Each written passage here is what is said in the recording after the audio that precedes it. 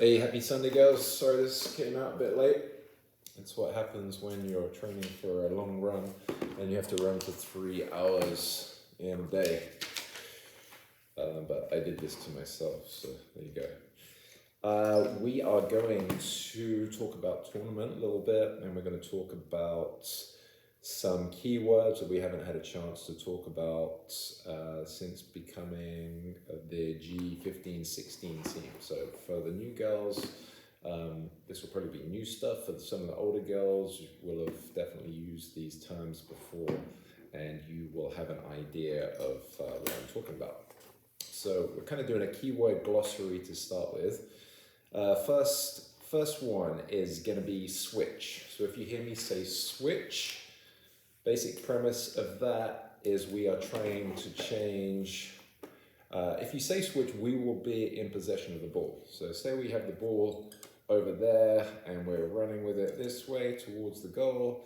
And then we see that someone's free. If all the defenders are kind of grouped over here like that, and we see someone's free, we'll say switch. And then in that switch, can you then play the ball across to the other side? And then they'll have a greater chance of getting success from that avenue rather than going into that wall of defenders. Next one is going to be step up. This is typically, we say this to the defense. So if, let's say, the opposition, they've just had a shot, boom, and we save the shot, and then it gets kicked out by our defenders. It kind of comes up about here. And what we want to do there, I would shout, is step up. And then basically what we're trying to do there is press towards the ball and then have our back line come up so that the whole of the team is putting pressure on the ball. If we don't step up and say our right back is here, our center back stepped up, and our left back stepped up, then that allows their attackers to stay in this area and receive through balls through. Whereas if this player here had come up and was in line, so if we had our defensive line there, then they would be in an offside position. So it's really important that the defense steps up as one nice fluid unit. When we're talking about defense, a lot of the times we talk about defensive line. And we want that defensive line to be pretty solid. Typically, the center defender is going to be the one who is in charge of that defensive line. So let's say Maisie, who's typically our center defender, if she says step up or we say step up, we want that defensive line coming up as one unit, not a squiggly line. Okay? This is going to be a lot of black pen on my finger. Next up is man on. If we shout man on, or woman on, or player on, then that means there is somebody on your back. If this player here is passing to us, okay, if you receive the ball, and if you have a player there that's kind of running on towards you, if we shout man on, we are basically saying that there is going to be pressure coming onto the ball. So if you hear the words man on, think, okay, well, I just need to be careful here because the ball might get pinched off me. Next keyword is overlap. Now, an overlap is basically when you run past one of our players with possession. So let's say we are here. Let's say this is Elliot running down. There's a defender here. And we say Maddie or whoever, Kaya, overlap. So she's here. She would run past to about here. And then we would hope that Elliot would then play her through ball through there.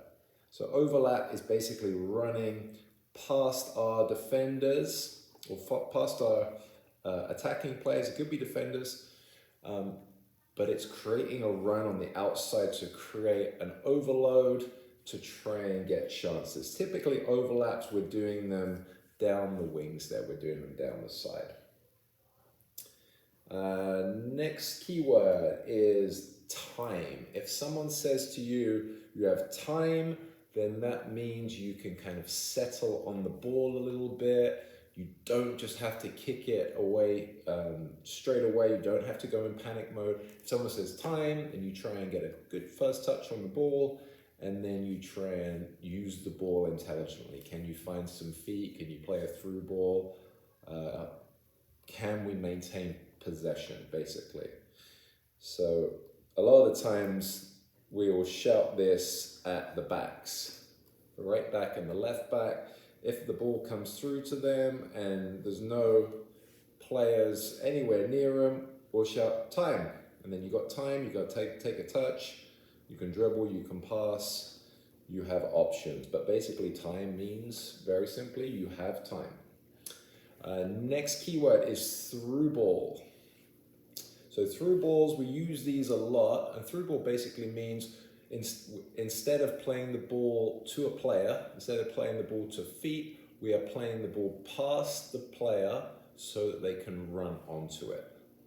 Let's say these are two defenders. This is our attacker here. This is our midfielder here. And this midfielder plays a through ball through this space, kind of into this area here.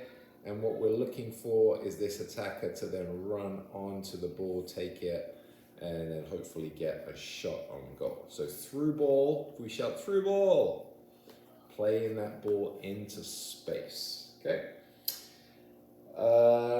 Next up is press. So if we say we want you to press the ball, that basically means we want you, there's an opposition player who has the ball, and we want you to go to the ball and press the ball and shut that player down. A lot of the times, early last season, we weren't so good at pressing the ball when the opposition had the ball on the edge of our area. So if they're there, they're running in, and then our defense would kind of just sit back. So instead of one of them going out to press that ball, they would just stay there. And the trouble is, if you stay there, you're inviting a shot. So that person would continue, and they would take a shot, and sometimes they would score. So press the ball, the closest player to the ball presses the ball, and that's as simple as that. Along with that, if we shout get back, it's pretty simple. If the opposition has just turned over the ball, and you're a midfielder especially, if you're a midfielder, be prepared to do a lot of running. We shout get back at you, then get your little legs going, and basically as simple as that. You need to get back and help the defense. Get back and help the defense. Next we have shape. So if we shout to you, hey, keep your shape or shape, that would typically mean that you have moved into, I'm busy, Kieran, thanks. That typically means you have moved into an incorrect position. So if we've got a midfielder here, and then our left mid is in here, then that's gonna be really bunched there. So we'd say, hey, keep your shape. We need this left midfielder to come back over here so that we've got potential for that ball out to the side. You want to come into the video? All right, you can come and sit over here, and I can use you if I need you, okay? So shape, and then last couple, so this one is mainly the goalkeeper, so pass back. If a defensive player plays the ball back, kicks the ball back to our goalkeeper cannot pick the ball up with their hands, okay? If they do that, it's called a pass back. And what happens is the referee, that's right, referee would give an indirect free kick for that, okay? And it's happened, and I'm sure it will happen again. Indirect free kick would be from the spot where the goalkeeper picks the ball up. So the opposition would have the ball from there, and what we would do is we would put all of our players on the goal line. So supposed to be 10 yards back, but if you can't be 10 yards back because there's not enough pitch, you stand on the goal line. So you create a giant wall on the goal line. If it's an indirect free kick, what that means is you cannot directly hit the ball and the ball goes in. So one of their players would have to tap the ball, and then another player would try and just smack it in. Side note on that one is that if they did choose to just whack the ball at us, if it deflected in off us, it would be considered a goal because it hasn't gone in directly. Yeah. What's that? It's an own goal as well. Well, it's not an own goal. Well, technically, because if you tap If you want to know what do you want to know the definition of an own goal is? If you are a defender and you kick it into the goal. That's an own goal, correct. Woohoo! Okay, but technically... Use the eraser. Oh, is that what that is? Okay, Yeah. I've been using my thumb. Tiggs has taught me something already. Definition of an own goal is, if the defender kicks the ball in our own net. But if the ball, it doesn't really matter, but I'll finish my thought. I want to. Okay, if there's a striker here, okay, they are aiming at the goal. If there's a defender here, if the striker kicks the ball, it hits the defender and it goes in, that's an own goal. Yeah, I know. Okay. That's what I'm saying. Second point. If, Oh, right there. same thing happens, striker kicks the ball, going towards the goal, it hits the defender And deflects in, not an own goal. It would be an own goal because Not- you're scoring the goal. You haven't come on here to argue with me, okay? Own goal. Not an own goal because the ball was originally going in. Okay? If the ball is not originally going in and it takes a deflection, it's an own goal. If it's originally on target, it takes a deflection, and it's not an own goal. Wait, it doesn't really matter, but Can I just say something? So, basically, what if a defender has an amazing strike and they kick it here, and then there's a defender here, and it deflects it into there? Would that be counting in an own goal? yeah. Okay, let's get back on track. See? shall we? Okay. Okay, and then the last of the keywords is going to be a wall. So we kind of briefly looked at that. So we talked about the wall with the pass back. But if there is a dangerous free kick around the edge of the box there, I would say give me a 3-man or a 2-man wall. And you are allowed to stand, I think it's 10 yards away from the ball, the spotting of the ball, and you would stand really close together. And basically, you are trying to stop an easy shot at goal. So you'd stand as close as you can as the referee allows you to the ball, and you're brave and you stand tall and you don't turn your back. And if your ball slams in your face, then well done, you've done your job. Okay, so we need brave players in the wall. Typically, we'll say it's either a 3-man or a 4-man wall. I like 5 men. Okay, so we're down through the keywords. Next thing we'll just briefly talk about is our formation. Normally we play a 1 goalkeeper, a 3. So this would be a 3. Tinks. Okay, thank you. A right back, a centre back, and a left back. Okay, so 3 at the back. And then we normally play 3 across the middle. This is a centre midfielder, this is our right winger, this is our left winger, and then we normally play a kind of a more shallow striker that we call the bubble, and then the centre forward position. Okay, so 1, 2, 3, 4, 5, 6, 7, 8, 9 players. Okay, we play with 9 players.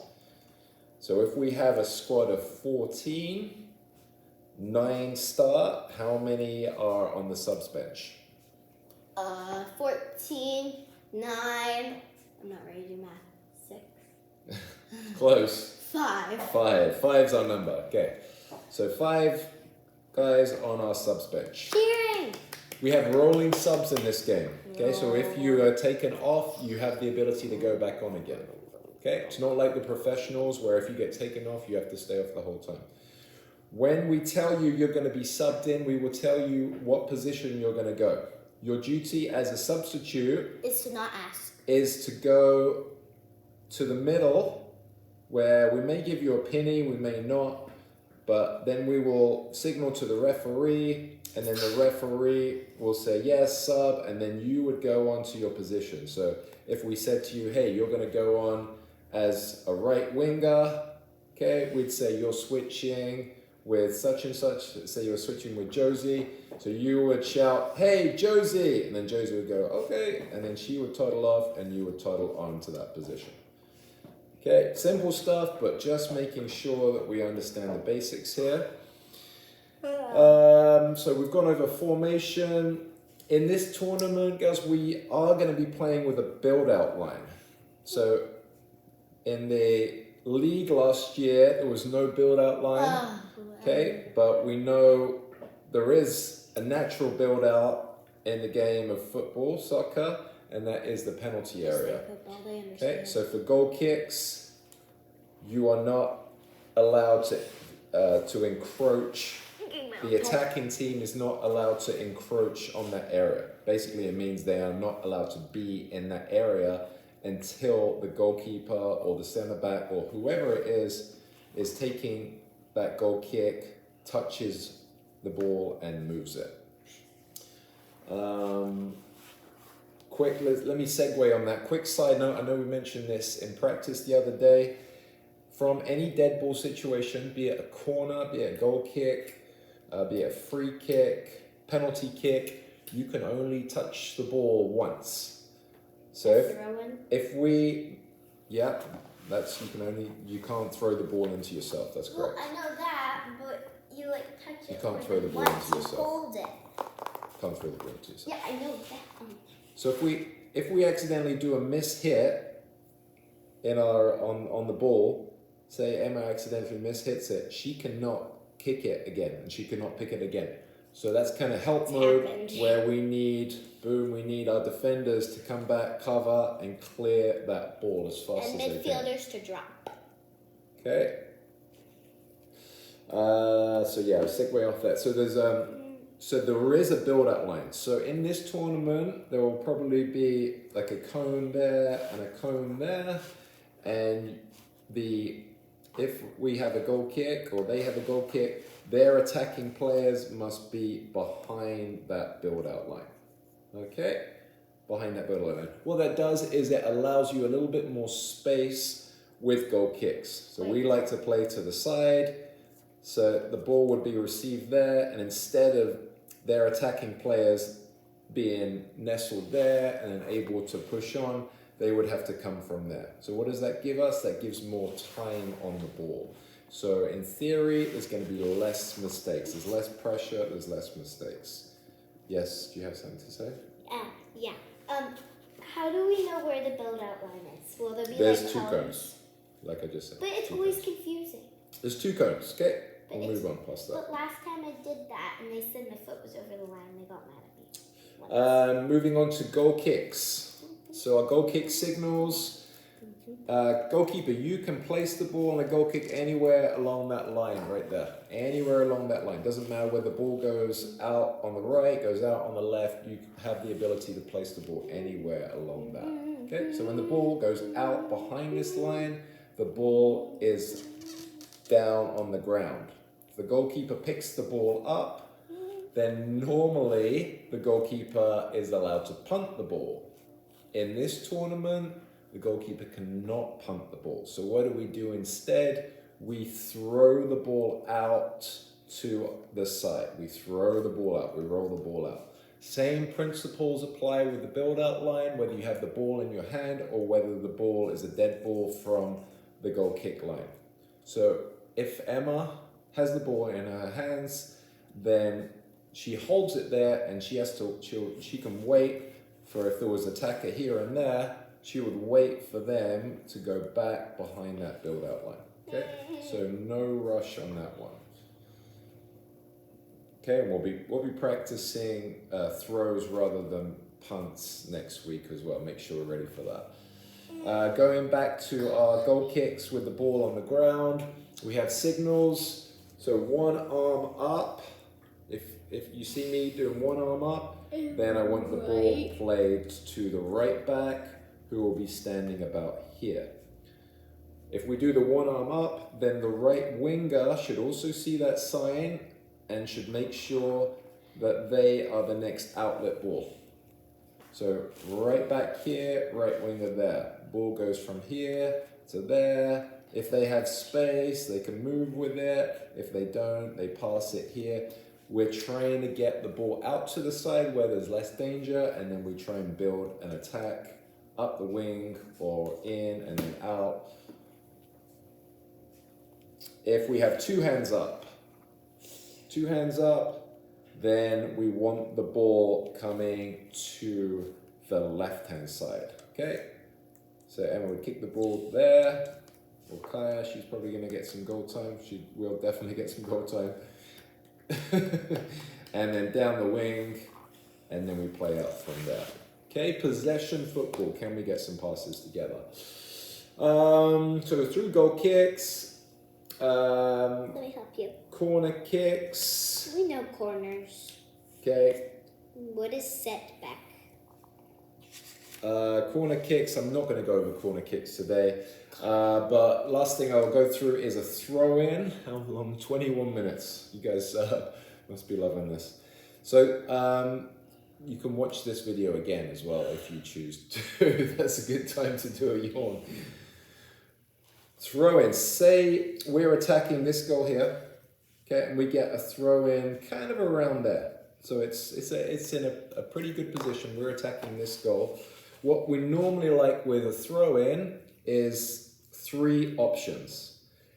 A lot of the time at this level of the game, what do we see is just basically a tunnel of players here, okay? And it's just like we throw the ball goes out again. We throw the ball goes out again. So you can make ground that way, but it's not the best. Sometimes we'll do it because it's kind of easy and it is somewhat efficient, but so anyway, as I was saying, we want to have 3 options. So we want to have somebody that's interested in the ball kind of level with the throwing person. We want to have somebody here trying to get in space as a drop. We call that the drop. Give me a drop. And we want somebody coming up the line. Okay, so we want out, up, and then here. One tactic, we played who was that, Tacoma? Not Tacoma, Sparta. We played the Sparta team and they had a fun little tactic. So I'd like us to employ this tactic. Who's that? So what they did, if they had a throw on there, they would have a lot of their players just group around here. And they had a key word, and then the throwing person would then throw, and then they would run through onto the ball. The reason that's quite effective is because at this age, we're all trying to mark players, exactly right. And the marking at this level is sometimes not the best. So if these players know exactly what their job is, they know they're going to be running here. If we've got our defenders here, they don't really know what's going on. So by the time they know it, the defenders, they're already past them, the ball's here, and that's just such an easy way of getting through and getting a goal. So we're going to go over some of that next week and see if we can do some of those tactics ourselves. So that's about it for the tournament. We have a game Friday afternoon, evening, a game really early Saturday morning, and a game I think 3 o'clock on Saturday. We score. There's a few different ways you can score points. You get 6 points for a victory. So obviously victories are good. You get 3 points for a tie, and 0 points for a loss. But then you can also get extra points by scoring goals. So if you score 3 goals, you get 3 extra points. If you score 4 goals, you get how many? 5 or 4. No, you get 3. So it's a maximum of 3. Okay, so you do not get any more points for scoring more than 3 goals. And then you get 1 more point. Can we guess what that point could come from? Lowest score. Which is, okay, if you don't concede, what's that called? Oh, if you concede no goals, then it is called 1 point, and I don't know. They call it a shutout. Okay? Yeah, So if you don't concede a goal, that is also an extra point. So you have the potential to score 6 points for a victory, plus 3 points for goals scored, max goals scored, plus 1 point for shutout. That's 10 points. So you have the potential to get 10 points a game. Okay, and all you would have to do for that 10 points a game is win 3-0. Okay. All right, thanks for that, thanks. Okay, Magic that's Dry enough of me Race going on about all that. My turn. It's going to be hot, so also prepare for that. Okay, Wait. so see you next week at Training Girls.